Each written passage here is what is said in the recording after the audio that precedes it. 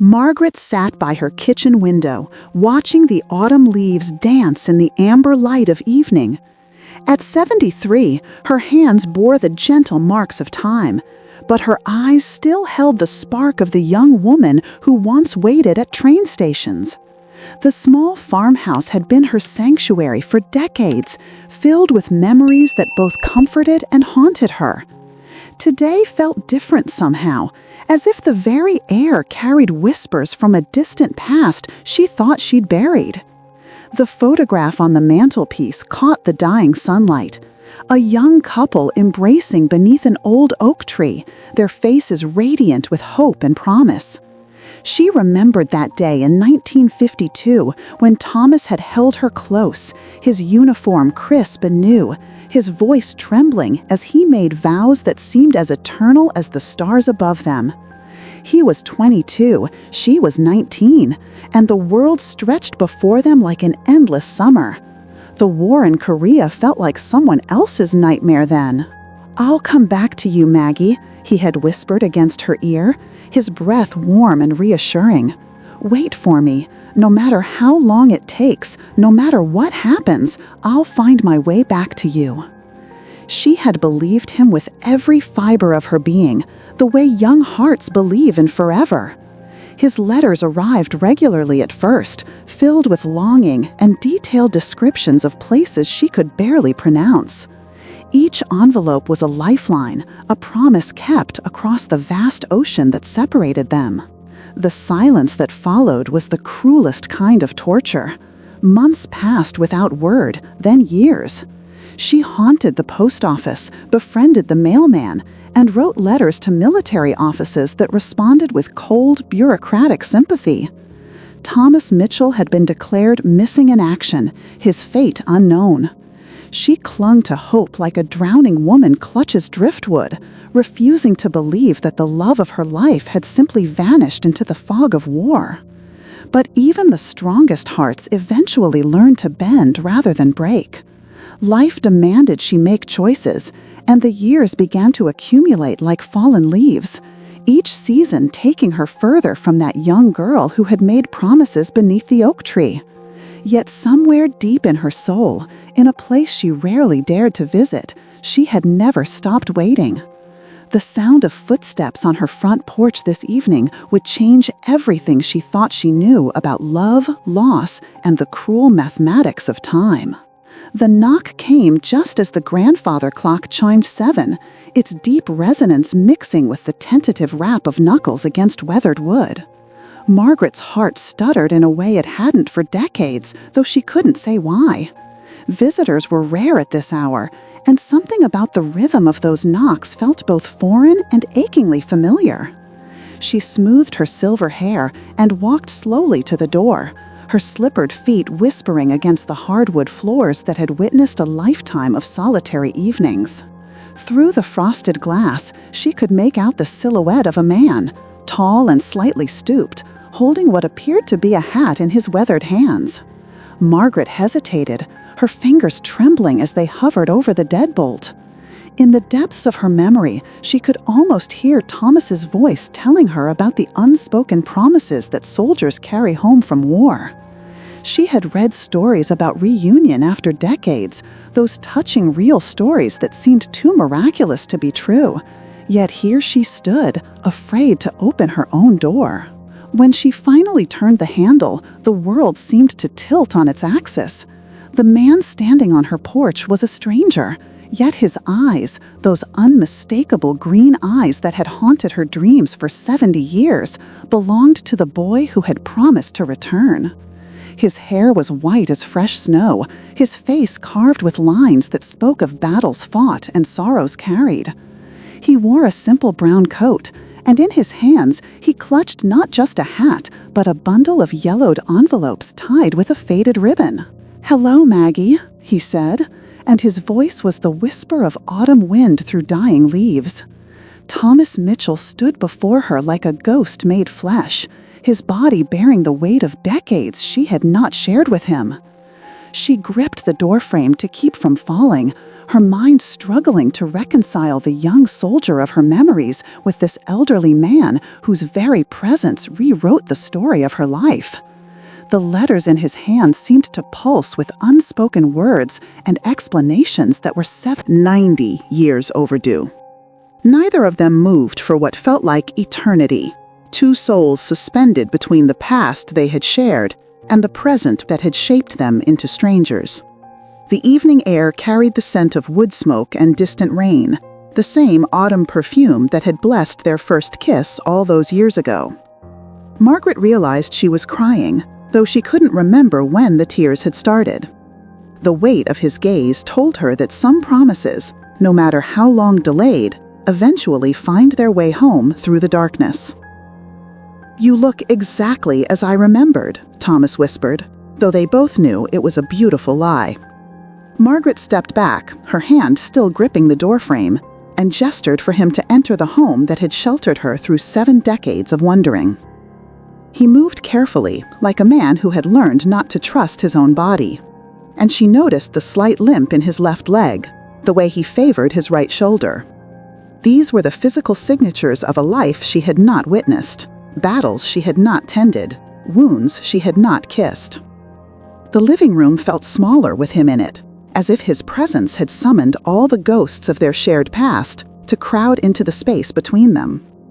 Margaret offered him tea with the automatic grace of a woman who had spent her life caring for others, though her hands shook as she prepared the service. Thomas sat carefully in her father's old armchair, the same chair where he had asked for her hand in marriage during that last Christmas before deployment. The irony was not lost on either of them. "I tried to come back sooner," he began, his voice carrying the weight of explanations that could never be adequate. The bundle of letters lay on the coffee table between them like evidence in a trial where both were plaintiff and defendant. "I was captured 3 months after I stopped writing, spent 4 years in a camp that didn't officially exist. When I finally got home in 1957, your mother told me you had married Robert Henderson the previous spring." His words fell like stones into still water, creating ripples that disturbed the careful peace she had built. Margaret's teacup rattled against its saucer as she set it down. She remembered that terrible day when her mother had gently suggested that perhaps it was time to accept David Henderson's proposal, that a good woman couldn't wait for a ghost. Robert had been kind, patient, understanding of her broken heart. He had loved her deeply, if not completely, and she had given him 43 years of faithful marriage and 3 children who had never known about the soldier who still visited their mother's dreams.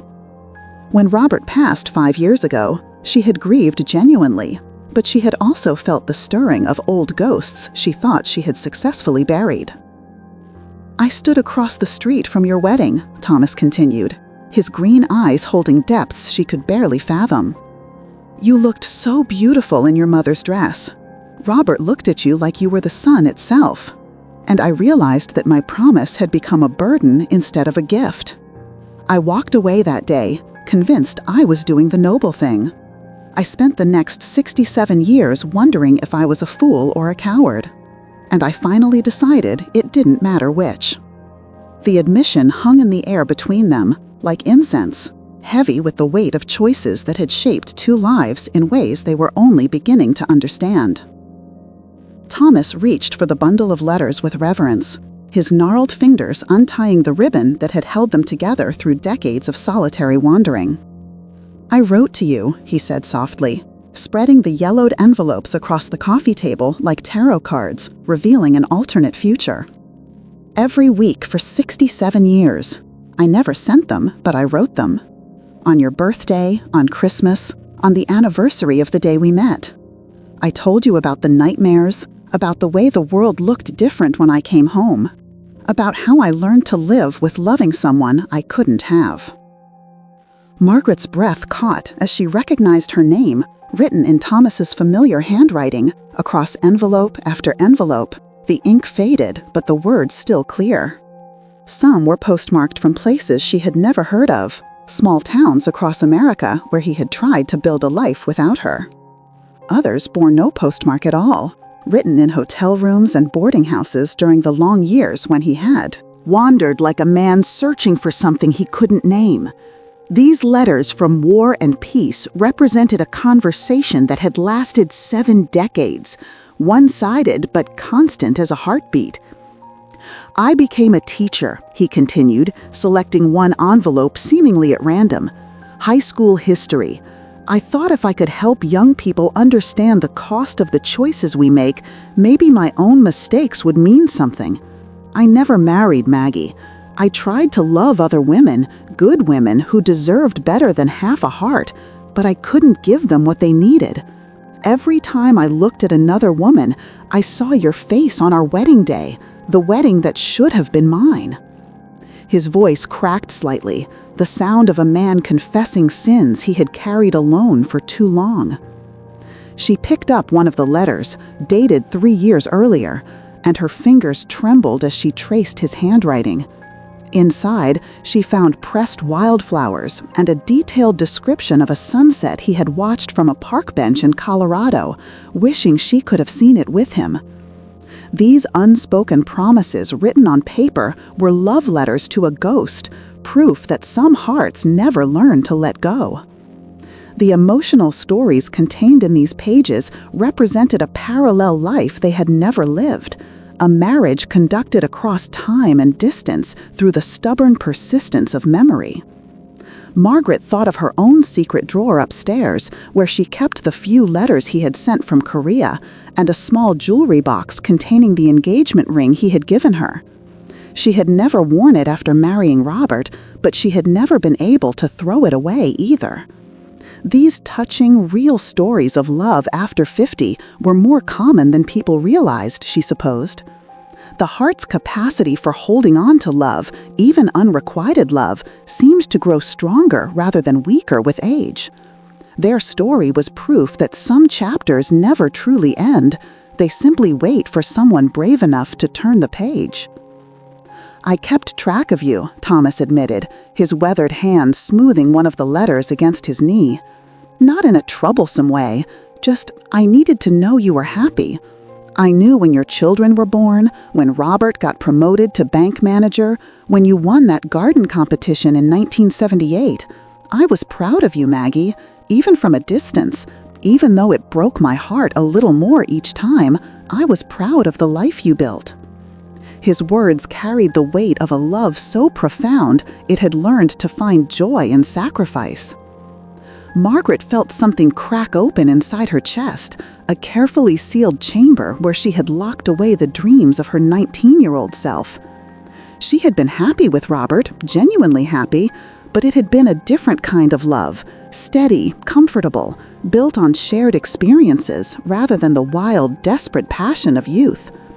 Robert had known about Thomas, had been patient with her, occasional distant moods, and the way she sometimes startled when the mailman came. He had been a good man who had loved a woman with a secret garden in her heart she could never quite tend properly. "I used to drive by sometimes," Thomas continued, his voice barely above a whisper, "just to see the house, to know you were safe and warm. I saw you hanging laundry on the line, playing with your children in the yard, sitting on the porch with Robert on summer evenings. You looked content, and I told myself that was enough, that my promise to love you didn't have to mean disrupting the peace you had found. Some kinds of love are meant to be offerings rather than claims." The poetry in his words revealed decades of thinking about the nature of love and duty.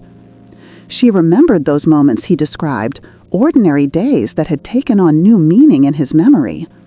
While she had been living her life, building a family, growing old in the rhythms of a small town, he had been watching from the shadows like a guardian angel she never knew she had. The thought should have felt invasive, but instead it filled her with a warmth she hadn't felt since Robert's funeral.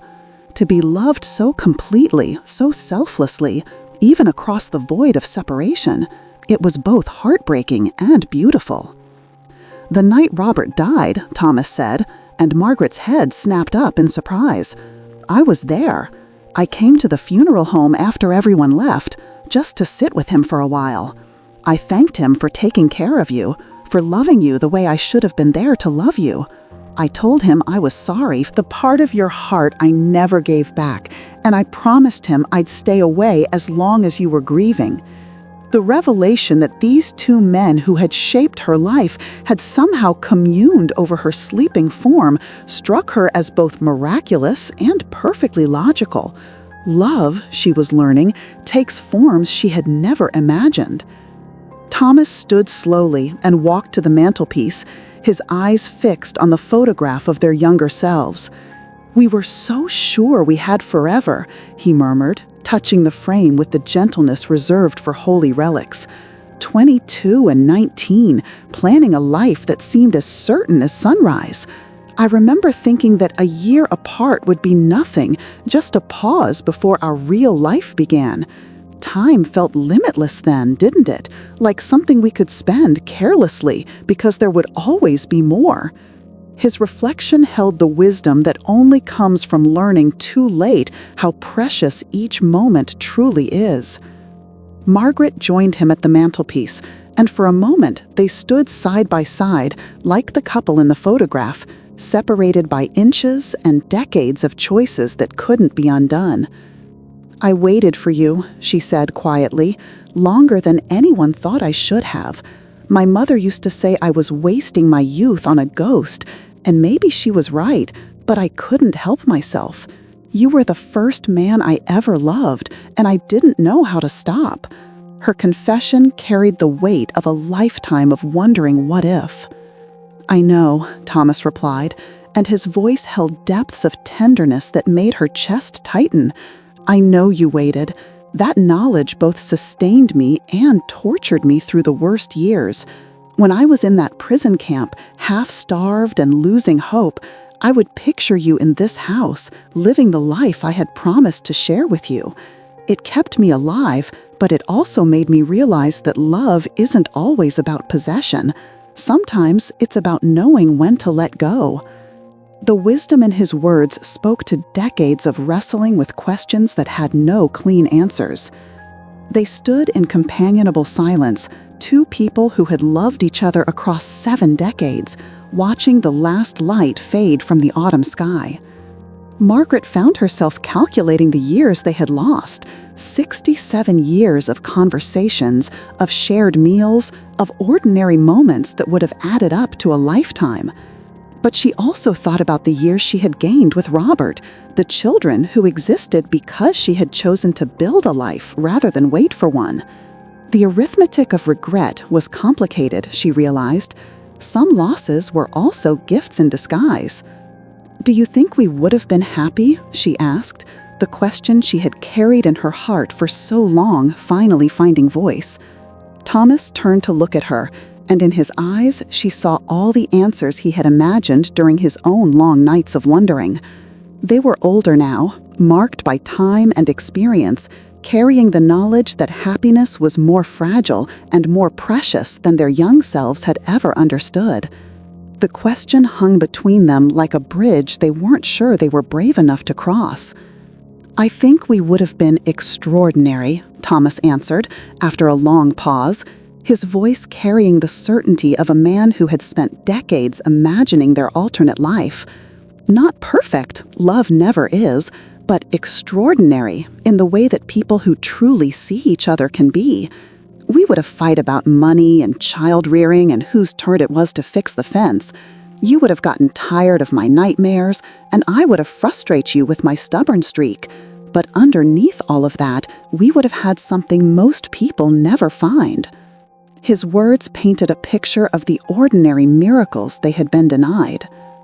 Margaret smiled through tears she didn't remember starting to cry.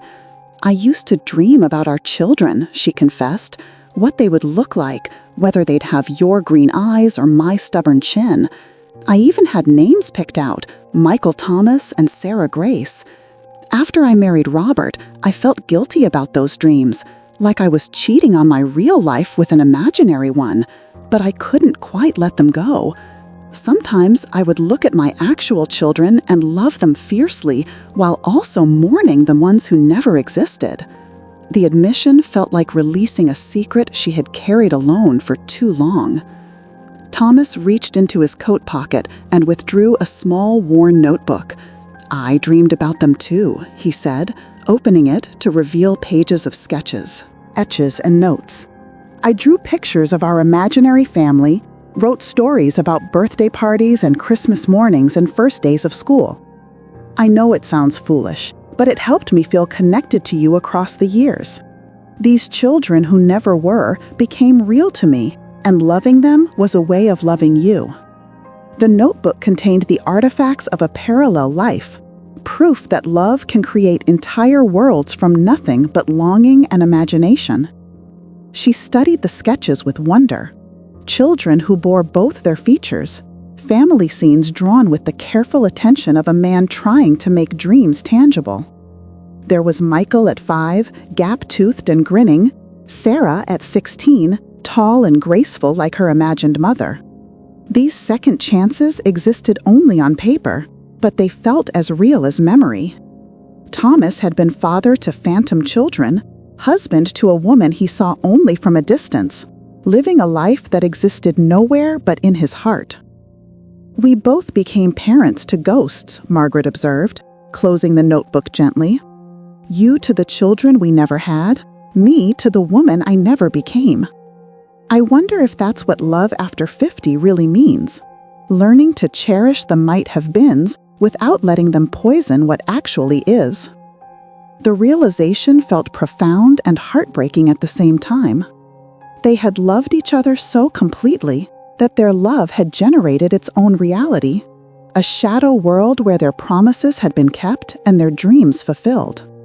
The grandfather clock struck 9, its deep chimes marking the passage of time that suddenly felt both urgent and irrelevant. Margaret poured fresh tea, her movements automatic while her mind reeled with the impossibility of Thomas sitting in her living room after 7 decades of absence. "What made you come now?" she asked, settling back into her chair.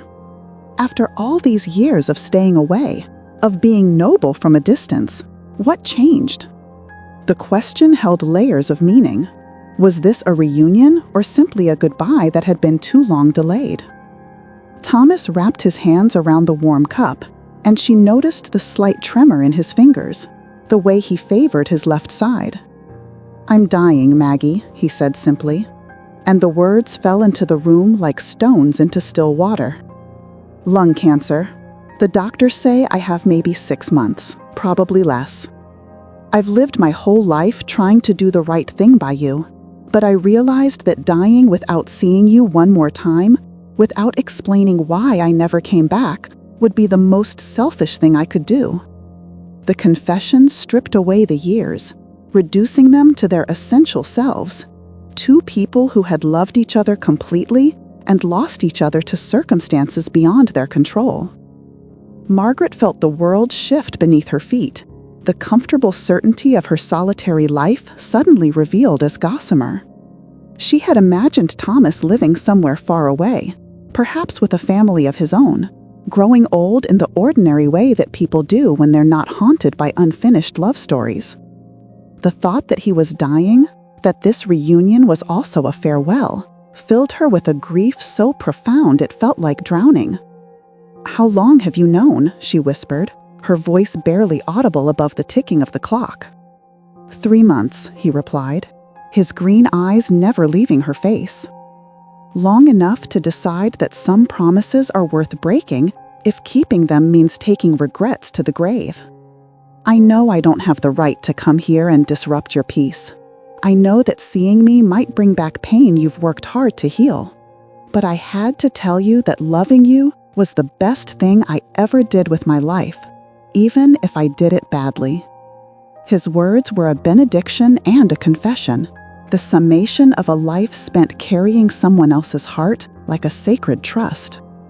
She reached across the coffee table and took his hand, feeling the familiar shape of his fingers despite the years that had weathered them. His skin was thin and cool, marked with age spots and the faint scars of a life she hadn't witnessed. But his touch still sent electricity through her bones, still made her feel like the 19-year-old girl who had promised to wait forever. "You didn't do it badly," she said firmly. You loved me so well that even when you weren't here, I felt treasured. Even when I was married to another man, part of me knew that somewhere in the world, someone was carrying my heart like a prayer. The truth of it surprised her. She hadn't realized until this moment how Thomas's distant love had shaped her understanding of her own worth. "Tell me about your life," Margaret said, settling deeper into her chair as if preparing for a long journey. "The real version, not the one you imagined in your letters. I want to know what you did with all the years we didn't share." The request felt both natural and monumental. 7 decades of experience distilled into an evening's conversation. A lifetime of stories compressed into the space between teacups and the ticking of an old clock. Thomas smiled, and for a moment she glimpsed the young man she had fallen in love with beneath the weathered features of age. "I taught high school for 37 years, he began, his voice warming with memory. "History and literature mostly. The kids used to tease me because I could recite poetry from memory and because I got emotional talking about the Civil War. I think I was trying to help them understand that the past isn't really past, that the choices people made long ago still echo in the present, still shape who we become." His words revealed the teacher's heart, the desire to transform personal pain into wisdom that could serve others. He told her about the small apartment he had rented in 3 different cities, always on the 2nd floor so he could see the sky, always with a kitchen table where he wrote his unsent letters to her.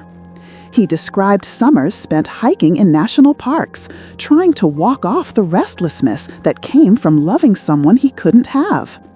There had been a woman named Helen in the 1980s, a fellow teacher who had been patient with his moods and had almost convinced him that second chances were possible. But even she had eventually recognized that his heart belonged to a ghost from his past.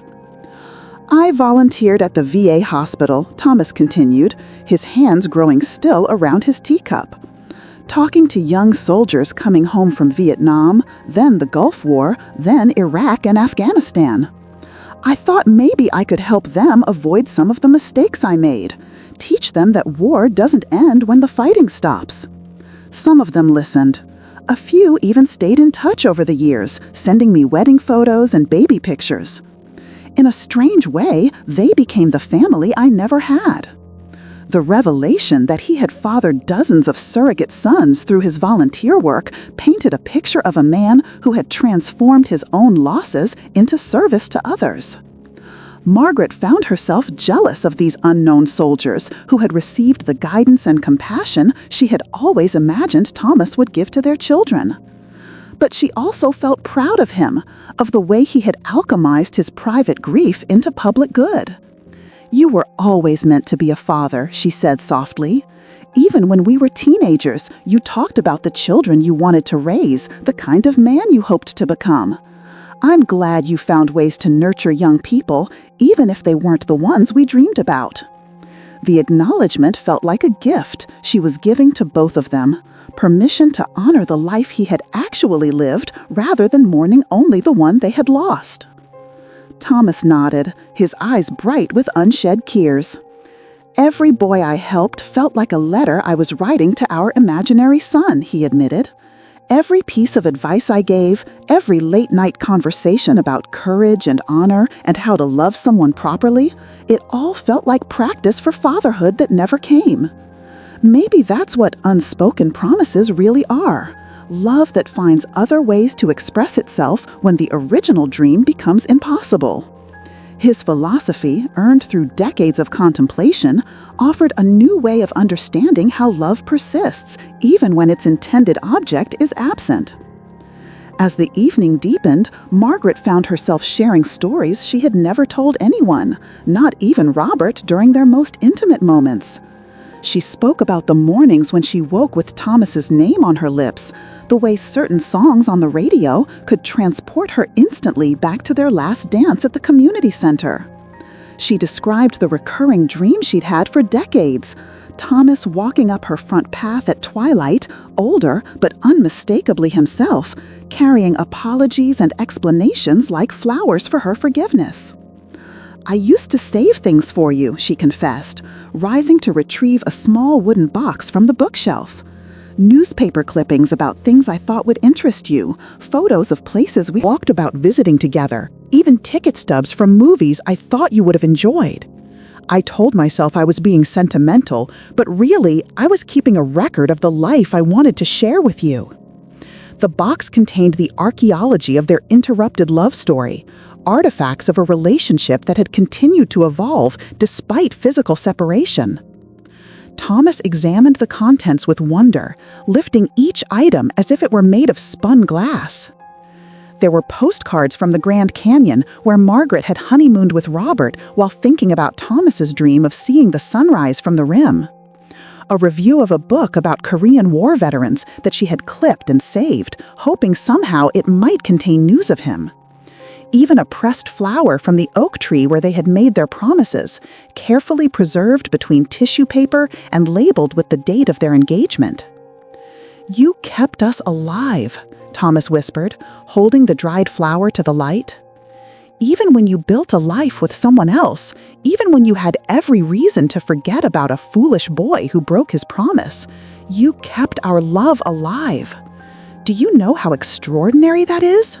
Most people would have discarded these memories as baggage, but you treated them like treasures."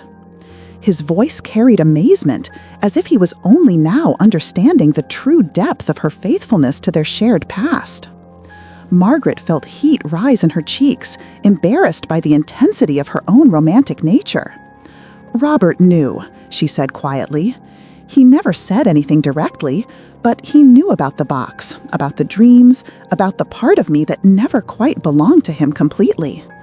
He was generous enough to love me anyway, to build a marriage on the foundation of what I could give rather than resenting what I couldn't."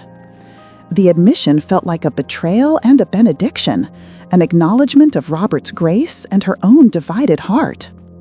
Thomas stood and walked to the window, gazing out at the darkness that had settled over the familiar landscape. "I drove past the old oak tree before I came here," he said, his voice distant. "It's still there, bigger now, its branches reaching almost to the ground. I sat in my car for an hour, remembering the boy who made promises he couldn't keep to a girl who deserved better than a lifetime of waiting. The tree had become a monument to their young love, a living witness to vows that had been broken by circumstance rather than choice."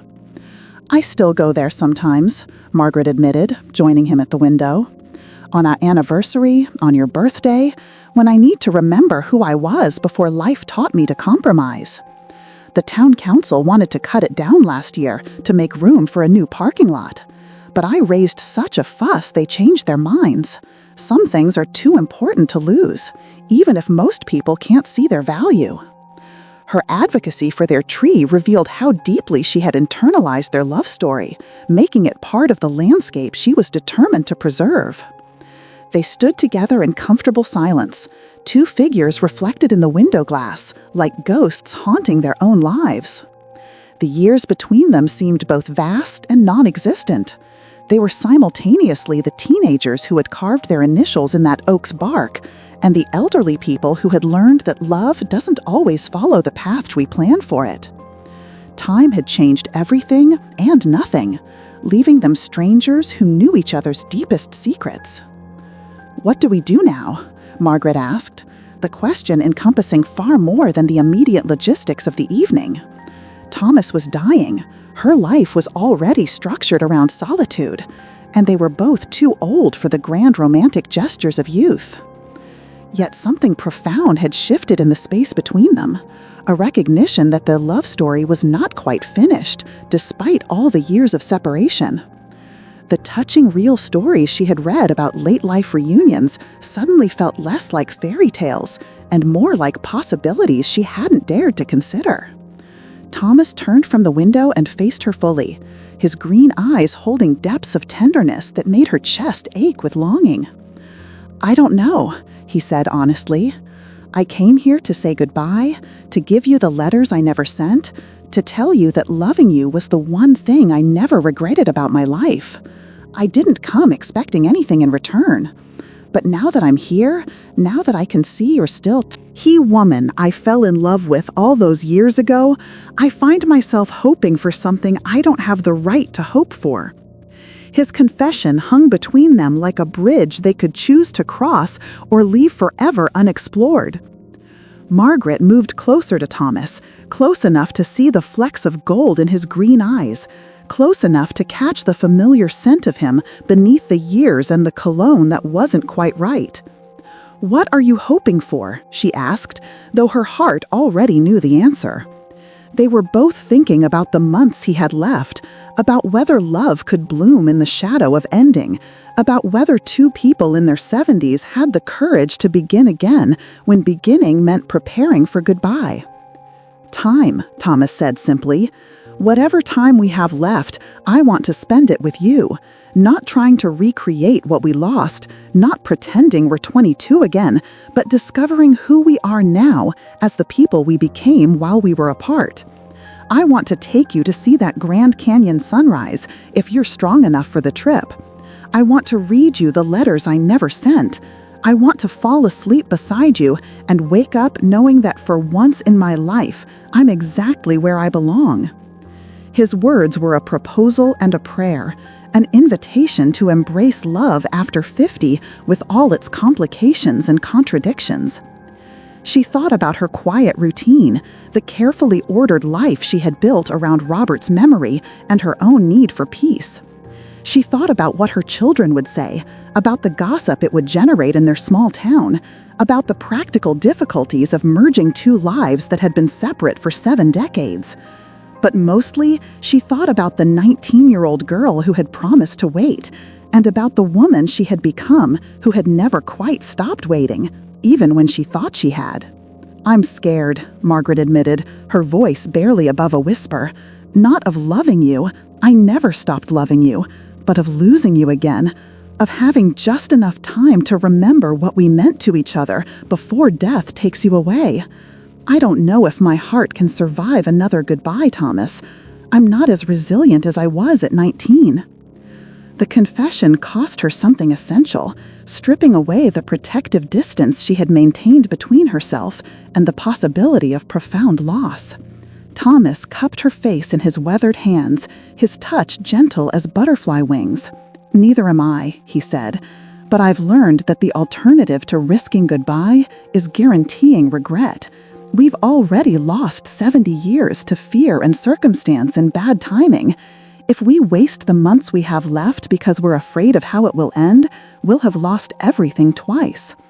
His logic was irrefutable, spoken with the authority of a man who had spent decades calculating the cost of chances not taken.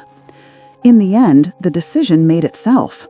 Margaret took Thomas's hand and led him to the kitchen, where she put on the kettle and began preparing the guest room as if entertaining overnight visitors was something she did every week.